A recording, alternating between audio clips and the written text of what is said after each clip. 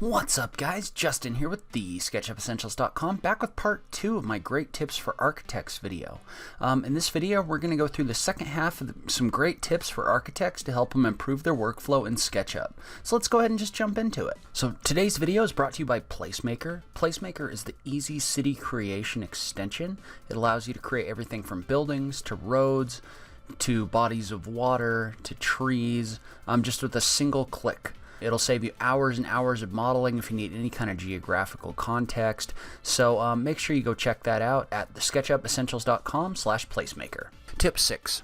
Save views and visibilities with scenes.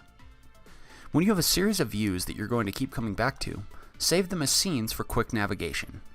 Not only can scenes store camera views, they can also store things like styles, section cuts, and other visibility options. Eventually, these will also be very important for setting up your model in layout, so start creating those scenes to show what you want so that you don't have to keep navigating back and trying to find the same view over and over again. Tip 7. Model using keyboard and mouse shortcuts.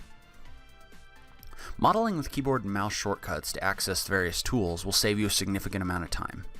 Things like using the middle mouse button on a 3-button mouse to orbit, panning by holding the Shift key, and activating tools using the letters on your keyboard can save you a significant amount of time. In addition, you can also create custom keyboard shortcuts to add new things to your model that your keyboard shortcuts can do. Tip 8. Using smart backup tactics in your model. You can set up the duration between which your model autosaves by going in and adjusting your backup settings.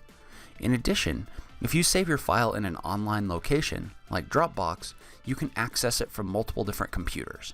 Tip 9. Use styles to check for flip faces. It's always a good practice to make sure the front side of faces in your model are facing outward. Otherwise, you can start running into issues with materials and rendering programs and having other issues as well. You can use SketchUp Styles section to check for front and back face issues by selecting the shaded option. Tip 10.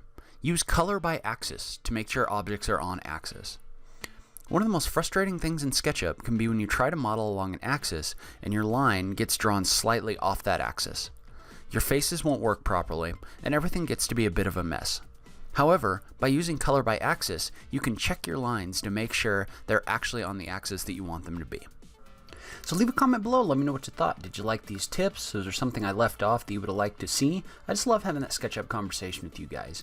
If you liked this video, please remember to click that like button down below. If you're new around here, remember to click that subscribe button for new SketchUp content every week. If you like what I'm doing in this channel, please consider visiting my Support Me page on my website. That's got everything from some extensions you can purchase that help support the show to links to my Patreon page. But in any case, thank you so much for taking the time to watch this. I really appreciate it, and I will catch you in the next video. Thanks, guys.